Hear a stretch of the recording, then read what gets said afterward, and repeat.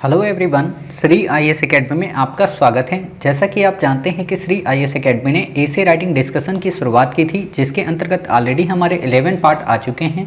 ये हमारा पार्ट 12 है। अपने इस पार्ट 12 में हम देखेंगे कि आपके द्वारा हमारे टेलीग्राम चैनल पर किस प्रकार का एसे लिखकर भेजा गया, उसे आपने किस तरीके से लिखा और वास्तव में आपको उसमें किन किन बिंदुओं को ऐड करने की आवश्यकता है और अपनी भाषा शैली को कैसे बेहतर से और बेहतर बनाने की आवश्यकता है। तो चलिए शुरू करते हैं। जैसा कि आप देख रहे हैं, ये एसे आपके द्वारा हमारे टेलीग्राम चैनल पर लिखकर भेजा गया है। तो सबसे पहले हम इस एसे को पढ़ेंगे, इसके आंसर को देखेंगे और देखेंगे कि इसमें कौन कौन सी गलतियां हैं और किन किन बातों को आपको और बेहतरीन तरीके से बताने की आवश्यकता है तथा अपनी भाषा शैली को कैसे और परिष्कृत और परिमार्जित करने की आवश्यकता है। तो हम अपनी इस क्लास की शुरुआत करें। इससे पहले जो बच्चे पहली बार हमारे इस वीडियो को देख रहे हैं, उनको पता होना चाहिए कि हमने एसे राइटिंग से रिलेटेड आपकी तैयारी को बेहतर से और बेहतर बनाने के लिए 2 सीरीज़ शुरू की हैं। एक तो है एसे राइटिंग डिस्कशन की सीरीज और दूसरी है एसे राइटिंग की सीरीज। एसे राइटिंग डिस्कशन की सीरीज ये है जो अभी हम आपको करा रहे हैं। इसमें आपके द्वारा हमारे टेलीग्राम चैनल पर एसे लिखकर भेजा जाता है। एसे राइटिंग की सीरीज में हम अपनी तरफ से एक एसे देते हैं, यानी कि जो यूपीएससी में आया है, और साथ ही हम उस एसे को डिस्कस करते हैं, उसकी पीडीएफ देते हैं, उसके आपको पॉइंट बताते हैं। और जब आप इतना सब कुछ कर लेते हैं तो हम आपसे कहते हैं कि आप हमें 3 दिन में या 4 दिन में या 1 सप्ताह में एसे लिखकर भेजें। और जब आप एसे उसको लिखकर भेजते हैं तो ही हम यहाँ चेक करते हैं। ठीक है, यहाँ पर जो एसे होते हैं वो केवल यूपीएससी ओरिएंटेड होते हैं। यूपीएससी के अलावा स्टेट पीसीएस पर अभी हम ध्यान नहीं दे रहे हैं। ठीक है, और यूपीएससी के लेवल के अलावा अन्य किसी भी कोचिंग इंस्टीट्यूट का अगर एसे होता है तो उस पर भी हम ध्यान नहीं देते हैं। हाँ, ये बात अलग है कि अगर उनके एसे का कंटेंट अच्छा है, टॉपिक अच्छा है, तो हम भले चेक कर देंगे। ये हमारी मर्जी पे डिपेंड करता है। ठीक है, तो देखते हैं कि आज आपने कौन सा एसे लिखकर भेजा है, इसको कैसे आपने लिखा है। तो बहुत ही अच्छा टॉपिक है आपका। आज का टॉपिक है हमारा कि सरलता जो है वो चरम परिष्करण है। तो इसको हम देखें, इससे पहले आप में से कई सारे बच्चों को पता होना चाहिए कि ये एसे हमने कई बार डिस्कस किया है। तो आप लोग प्रीवियस पार्ट सभी सुन लीजिए और इस पार्ट को भी सुन लेना। तो इससे क्या होगा कि आपको बहुत सारे न्यू पॉइंट्स मिल जाएंगे। ठीक है, तो शुरू करते हैं। आपका एसे है सरलता चरम परिष्करण है। ठीक है, इसकी आपने जो शुरुआत की है वो कोटेशन से की है। तो आपने लिखा है चोला धर्म का आडंबर कर्म का किसी को सरल कहा रहने देता, दावा गुण का दिखाता भ्रम का अंतरात्मा की आवाज़ दबा देता। ठीक है, यहाँ पे ऐसे देखो 2 कॉमा तब लगते हैं, ध्यान देना, बता रहा हूँ, बहुत बड़ी बात है। 2 कॉमा तब लगते हैं जब आप किसी व्यक्ति का नीचे नाम लिखते हैं, और 1 कॉमा केवल तब लगता है जब आपको उसका नाम नहीं पता होता है। ठीक है, तो ये बातें याद रखना, नहीं तो ऐसे आप फिर गलतियां कर देंगे बहुत सारे। ठीक है, चलिए आपने क्या लिखा है इसको देख लेते हैं।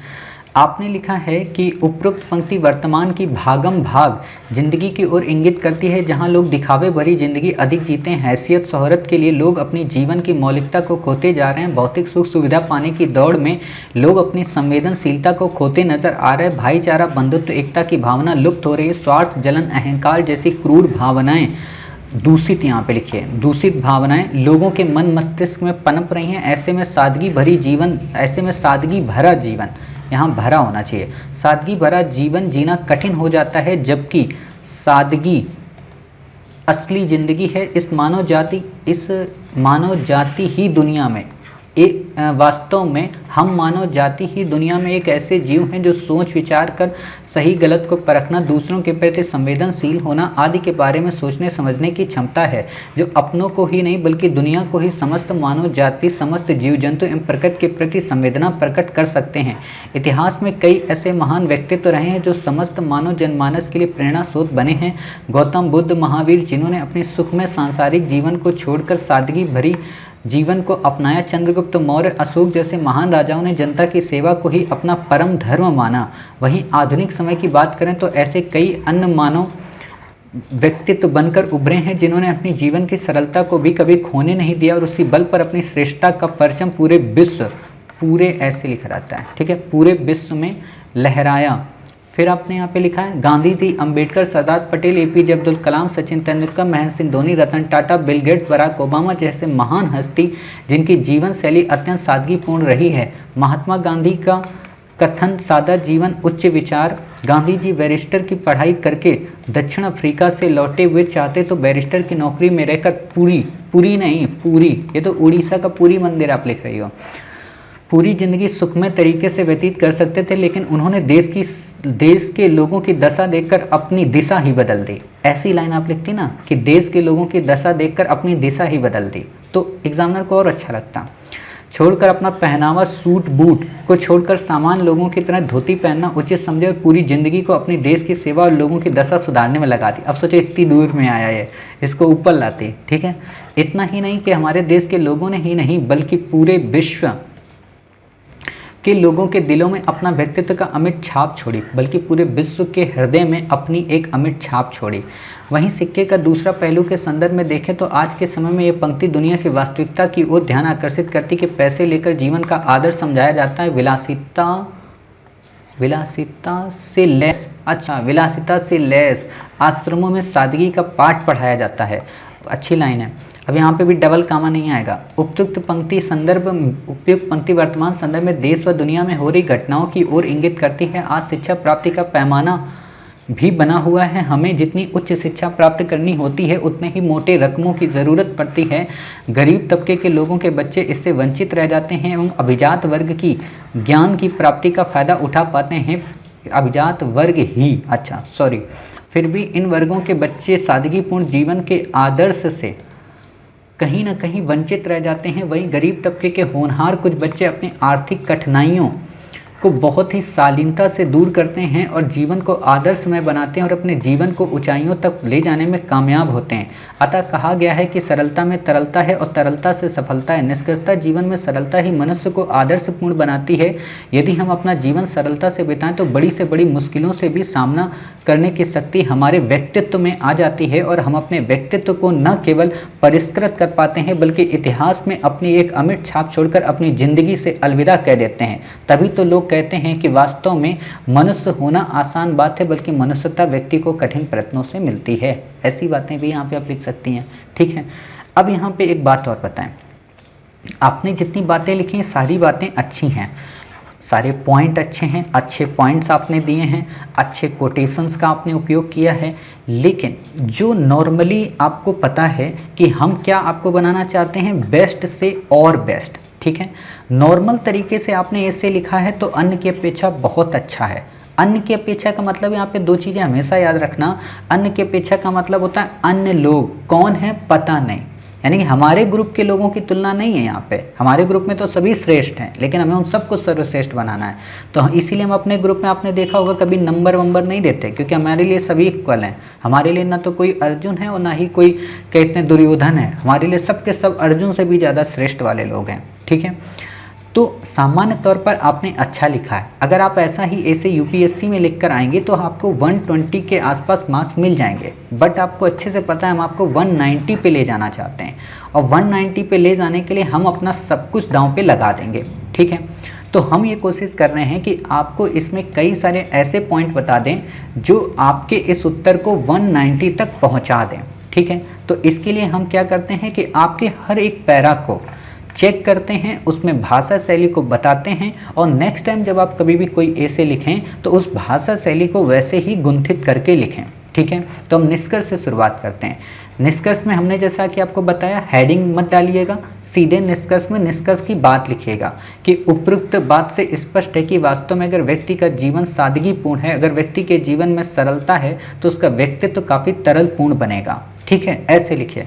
और आपने यहाँ पे जो 2 पेज आपके शेष रह गए हैं, यानी कि केवल 5 पेज तक लिखा है, उसका रीज़न ये है कि आपने इसमें लवासना को, यूपीएससी को, कर्मयोगी मिशन को, अपने आप को एक्सप्लेन नहीं किया है। ठीक है, तो लास्ट कंटेंट में निष्कर्ष तक जाते जाते आप भारत सरकार के कर्मयोगी मिशन को, लवासना के सीलम परम भूषणम को, इन सबको यहाँ पर ऐड कर देंगे।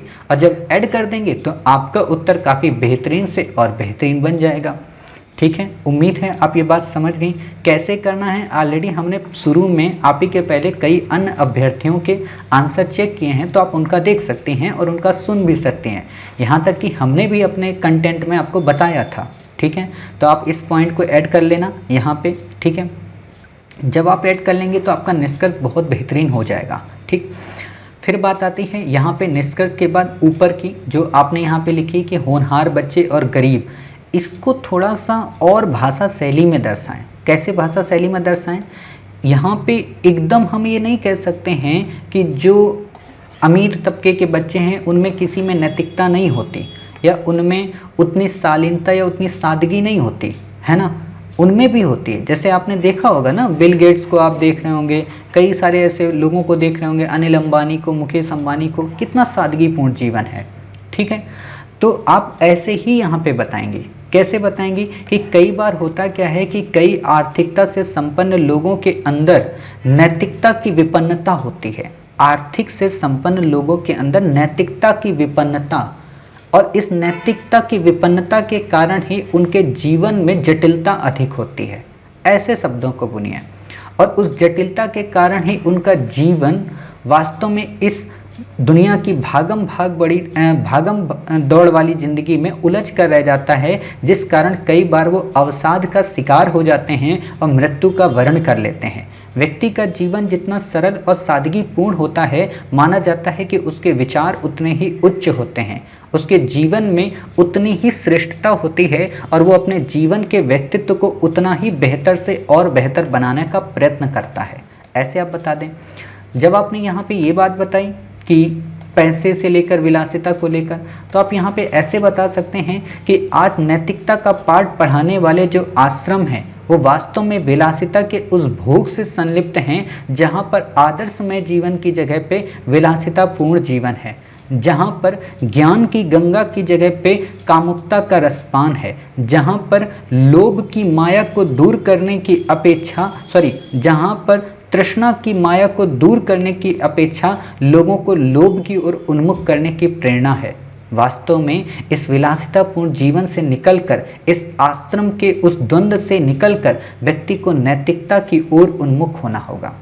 व्यक्ति को अपने जीवन को सरल से और सरल बनाना होगा, और वास्तव में सरलता कोई एक दिन में सीखी जाने वाली पुस्तक नहीं है। वास्तव में सरलता किसी आश्रम में बैठकर ध्यान लगाने वाली अवस्था नहीं है। अवस्था बोल रहा हूँ, वास्तव में सरलता किसी व्यक्ति के कमरे में सजावटों से बुनी उस आडंबरपूर्ण दुनिया की व्यवस्था नहीं है। ये वास्तव में व्यक्ति के अंतर्मन में चलने वाली उस शीलम परम भूषणम का अभिप्राय है, जो उसे शीलता प्रदान करता है, उसे भूषित करता है। ऐसे बताएंगे।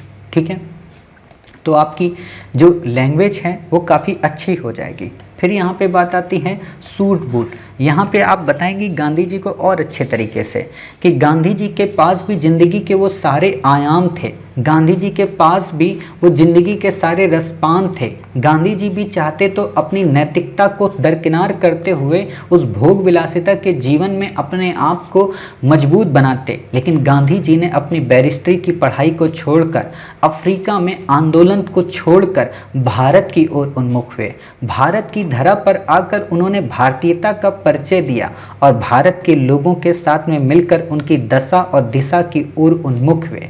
उन्होंने भारतीयों की दिशा को सन्मार्ग की ओर ले जाने के लिए अपनी वेशभूषा तक को बदल दिया, क्योंकि उन्हें लोगों के विचारों पर कब्जा करना था।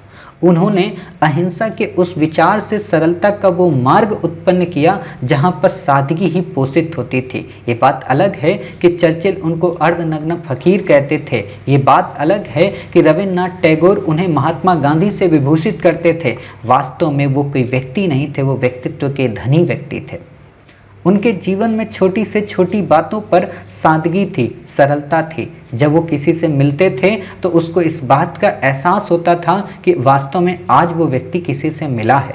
उन्होंने उनकी एक एक बात पे कदमों कदम कोटि कोटि प्राण चल पड़े। आप यहाँ पे वो वाली लाइन यूज कर सकते हैं, साबरमती के संत वाली।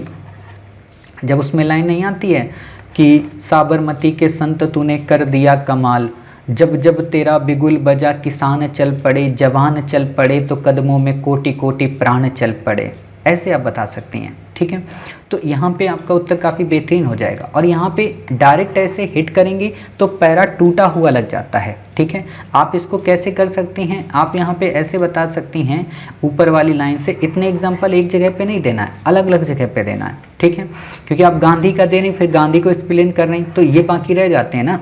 इन सबको एक्सप्लेन करिए थोड़ा थोड़ा करके, रतन टाटा को, बिल गेट्स को, ओबामा को, तो आपका उत्तर काफ़ी बेहतरीन हो जाएगा। ठीक है, तो आप ऐसे समझ सकती हैं। जब आपने ये लिख दिया, फिर यहाँ पे बात आती है आधुनिक समय की बात करें, वहीं आधुनिकता की बात करें, तो आज भी ऐसे कई महान विभूतियां हैं, आज भी कई ऐसे महान व्यक्तित्व हैं जो अपने व्यक्तित्व को सरल से सरल बनाकर इस दुनिया को प्रेरणा देने का काम कर रहे हैं। वास्तव में ये दर्शा रहे हैं कि आज उनके पास संपन्नता की हर एक वस्तु होने के बावजूद भी, विलासिता की हर एक वस्तु होने के बावजूद भी आज वो उस विलासी भरी जिंदगी से दूर हैं, क्योंकि उनको नैतिकता का वो रसपान मिला है, उनको अपने जीवन का वो प्रेरणा मिली है जो उनके चारित्र निर्माण को सबल बनाए हुए है, क्योंकि उनका जीवन सरल है ना। तो ऐसे आप बता सकती हैं। फिर यहाँ पे आता है महावीर और गौतम बुद्ध के बारे में, तो आप इसको थोड़ा और अच्छे से एक्सप्लेन करें कि महात्मा बुद्ध के पास, मतलब देखो होता है ना कि जब आप कोई एक स्टोरी देते हो बैकग्राउंड में उसकी, तो एग्जामिनर को हिट करती है और उसकी बॉडी को थोड़ी देर के लिए ब्रेक करती है, क्योंकि उसने पढ़ा तो है बुद्ध के बारे में, लेकिन आप अगर ऐसे बता दें कि किस तरीके से सिद्धार्थ के जीवन में हर एक सिद्धांत मौजूद थे, किस प्रकार सिद्धार्थ के जीवन में हर एक प्रकार की विलासिता की सिद्धियां मौजूद थी, लेकिन उनकी बुद्धि ने उन्हें इस बात के लिए प्रेरित किया कि वो इस विलासिता से निकलकर बुद्ध बने। उनकी बुद्धि ने उन्हें ये बताया कि वास्तव में उनका जीवन इन बिस्तर में या इन महल की चार दीवारों में कैद नहीं है, क्योंकि उनका जीवन इस विश्व को प्रबुद्ध करने से रिलेटेड है। उनके जीवन में वो बुद्ध था, उनके जीवन में वो ज्ञान था जो नैतिकता का रसपान कराता था, जटिलताओं के उस कर्मकांड से लोगों को बाहर निकालता था, जाति भेद के बंधनों को तोड़कर लोगों को सरल बनाता था और ऊंच नीच के भेदभाव को मिटाकर लोगों को सरलता का सन्मार्ग दिखाता था। उनके जीवन में धर्म की अभिलाषा इतनी तेज नहीं थी, उनके जीवन में मध्यम मार्ग की प्रखरता थी।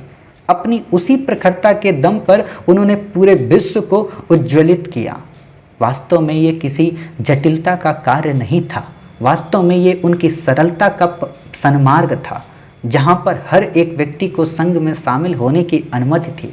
और इसी दिशा में बढ़ते हुए महावीर ने भी अपने जीवन को सांसारिक भोग विलासिता से परे करके निर्माण की ओर, प्राप्ति की ओर व्यक्ति को सन्मार्गी बनाने का प्रयत्न किया। उन्होंने भी उसी सरलता का बखान किया कि ये जो शेष शरीर है ये तो एक काया है, ये तो एक क्षणभंगुर है, ये तो समाप्त हो जाएगी, इसलिए इस काया के लिए अपने आप को कलुषित मत करें, इस काया के लिए क्लेश में न उलझें, इस काया के लिए किसी को परेशान न करें।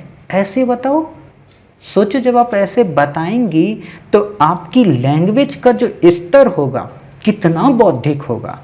ऐसा तो मतलब स्पीच देने वाला भी नहीं बता सकता, और ऐसा तो जो एग्जामिनर बैठा होगा उसने खुद सोचा ही नहीं होगा कि ये अभ्यर्थी ऐसा भी लिख सकती है क्या। हालांकि उसको ये नहीं पता होगा कि आपका जेंडर कौन सा, आप मेल हैं या फीमेल, बट उसको ये तो लग जाएगा ना कि जेंडर कोई भी हो भाई साहब, इसने जो लिखा है ना वो बहुत ही जेनरिक चीज़ें लिखी हैं, इसने जो चीज़ें बताई है ना वो बहुत ही ग्रेट हैं, उसी से तो आपको नंबर देगा।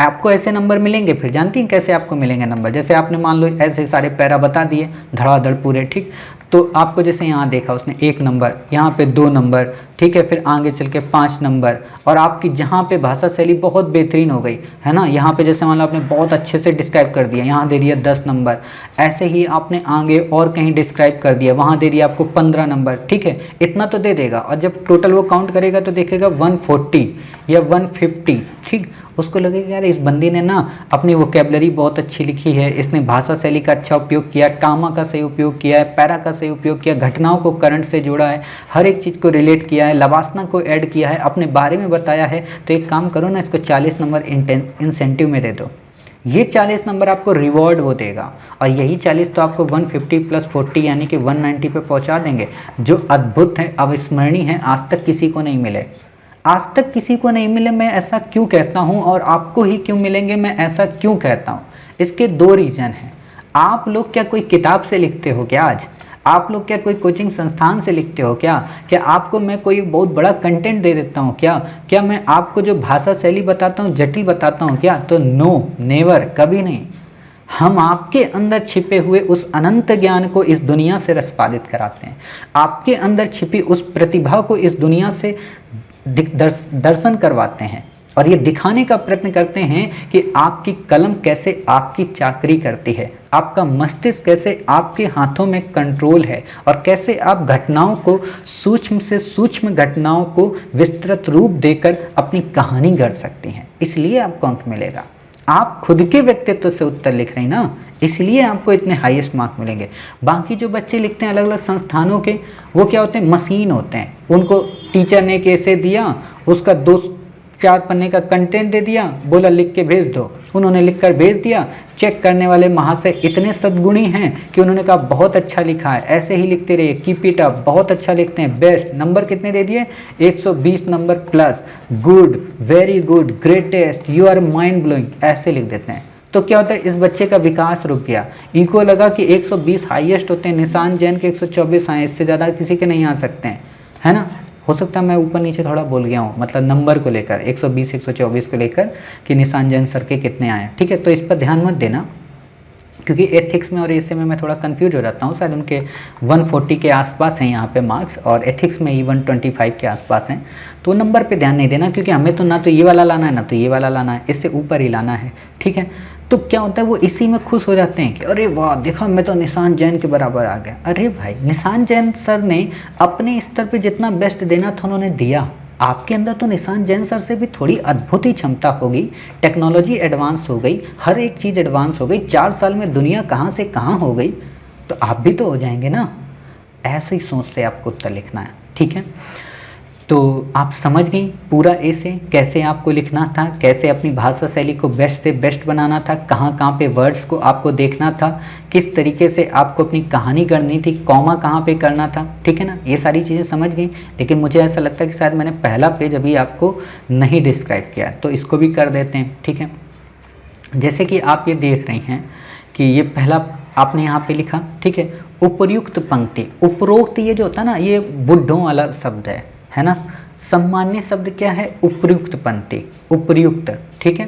तो ऐसे आप बता दें, उपयुक्त पंक्ति वर्तमान की भागम भाग जिंदगी की ओर इशारा करती है ना, या जिंदगी की ओर इंगित करती है, जहाँ पर मानव दिखावे लोग, मैंने आप लोगों को 2-3 चीज़ें समझाई हैं, लोग वर्ड, व्यक्ति वर्ड, आदमी वर्ड, है ना। 1 मिनट, क्या हो गया इसको, आदमी वर्ड, पुरुष वर्ड, स्त्री वर्ड, ये वर्ड आप मत, सॉरी पुरुष कह रहा हूँ, औरत वर्ड, ये वर्ड मत उपयोग करना। या तो स्त्री करो या तो नारी करो, नारी ज़्यादा अच्छा है। और वैसे मैं तो एक ही चीज़ कहता हूँ, हमेशा हर जगह पे मानव का उपयोग करो जब ऐसे आते हैं यहाँ, क्योंकि जेंडर इक्वल रखना है हमें, ठीक है। लोग जब आप बोलते हैं तो पुरुष की मानसिकता है, पितृसत्तावाद, है ना, ये लोग। और मानव जब बोलती हैं तो मानवता की बात आती है, ठीक है। तो मानव वर्ड हमेशा उपयोग करेंगे नेक्स्ट टाइम से, कभी भी जब भी आप लिखेंगे, ठीक। अब जब यहाँ पे आपने कई सारे वर्ड लिखे हैं, जैसे उपयुक्त पंक्ति वर्तमान के भागम भाग जिंदगी की ओर इंगित करती है, ठीक। फिर आपने यहाँ पे बताया है क्या, भौतिक सुख सुविधा, भौतिक भोग विलासिता की ज़िंदगी में, ऐसे बताइए। भौतिक भोग विलासिता की सुविधा पाने के लिए मानव अपनी संवेदनशीलता को खोते जा रहे, अपनी नैतिकता से समझौता करते जा रहे, और वो भाईचारे, बंधुत्व और एकता की भावना को भाईचारा, बंधुत्व एवं एकता की भावना को दूर कर अपने अंदर स्वार्थ, जलन और यहाँ जलन वर्ड नहीं, स्वार्थ और तृष्णा के दुष्वृत्तियों को अपने में आत्मसात कर रहे, जो वास्तव में इस सरलता भरी जिंदगी में जटिलता को रसपादित कराने के समान है। ऐसे बताइए, ठीक है। फिर आप ऐसे बता सकती हैं, इस चीज़ को और कैसे से एक्सप्लेन करना है। बाकी हमने आपको ये तो बता ही दिया, ठीक है। अब यहाँ पे एक चीज़ और बताइए, जैसे आपने बताया ना कि स्मरणीय हो, ऐसे लिखा करिए, मतलब एग्जामिनर को टंच मारा करो। जैसे तो थोड़ी देर के लिए सो जाएगा ना पहला पैरा देख के, तो उसको बता दो भाई स्मरणीय है, सुनो, इतनी जल्दी मत सो जाओ कि हाँ नींद आ रही, सो रहे हैं। तो उसको बता दो कि स्मरणीय है कि मानव जाति दुनिया में एक ऐसी जाति है जिसके पास सोचने की क्षमता है, जिसके पास प्रबुद्ध मानव बुद्धि है, जो तर्क और तथ्य की प्रणाली के आधार पर ये समझ सकता है कि उसके लिए क्या सरल है और क्या जटिल है, अतः उसे अपनी इस जटिलताओं से ऊपर निकलना पड़ेगा। अभी हमने कल ही शायद आपको पढ़ाया है क्या, जेएस मिल के बारे में। जेएस मिल के बारे में मैंने पढ़ाया था ना आपको कि एक संतुष्ट सूअर होने की अपेक्षा एक असंतुष्ट मनुष्य होना अच्छा है। एक संतुष्ट मूर्ख की अपेक्षा एक असंतुष्ट सुकरात होना अच्छा है। तो आप उस लाइन को भी यहाँ पे कोट कर सकती हैं। मतलब यही है कि जितना भी आप पढ़ो ना, उन सारी चीज़ों को यहाँ पे इंक्लूड कर दो और अपनी भाषा शैली को साहित्यिक लैंग्वेज की ओर परिष्कृत करो, तो आपका उत्तर अपने आप निपुणता को प्राप्त कर लेगा। और जितने भी मैं वर्ड बोलता हूँ ना, जैसे निपुणता भी बोला, परिष्करण बोला, इन सबको एक डायरी बनाओ, उस पर लिखती जाया करो। हालांकि आपने मुझे बताया है कि आप लिखती हैं, और लिखने के अलावा उनको यूज करो हर जगह पे। जैसे निदर्शन, उस वर्ड को कई बच्चों ने यूज किया, मैंने देखा। एक ही अभ्यर्थी ने लिखा था, उसके बाद हर एक बच्चा लिखने लगा। तो वही काम आप भी करिए, ठीक है। तो उम्मीद है आप पूरा ऐसे अपना समझ गए, ये भी समझ गए कि हाँ ऐसे को कैसे लिखना चाहिए, ये भी समझ गए कैसे ऐसे को बेस्ट से और बेस्ट बनाना है, और ये भी समझ गए कि अंकों की कैसे बढ़ोतरी करवानी है, और ये भी समझ गए कि अपनी भाषा शैली को कैसे परिष्कृत करना है। तो हमें ये भी उम्मीद है कि आप नेक्स्ट टाइम से ऐसे ही लिखते रहेंगे, और ऐसे ही ऐसे लिखकर अपने आप को बेस्ट से और बेस्ट बनाएंगे। डीमोटिवेशन को अपने दिमाग से बिल्कुल हटा देंगे। अब तो यकीन हो गया कि आप 1200 लिख सकती हैं, तो अब लिख सकते हैं, ठीक है। ये दिमाग में नहीं आना चाहिए सर कैसे 1200 ऐसे लिखा जाएगा। लिख सकते, दुनिया का सबसे सरल काम है ऐसे, और उससे भी सरल काम है श्री आईएएस एकेडमी में यूपीएससी की तैयारी करना। सबसे सरलता, क्योंकि हम सरलता को ही चरम परिष्करण मानते हैं। वो तो यूपीएससी ने पूछा है, हम तो सरलता के हिसाब से आपको पढ़ाते भी हैं, ठीक है।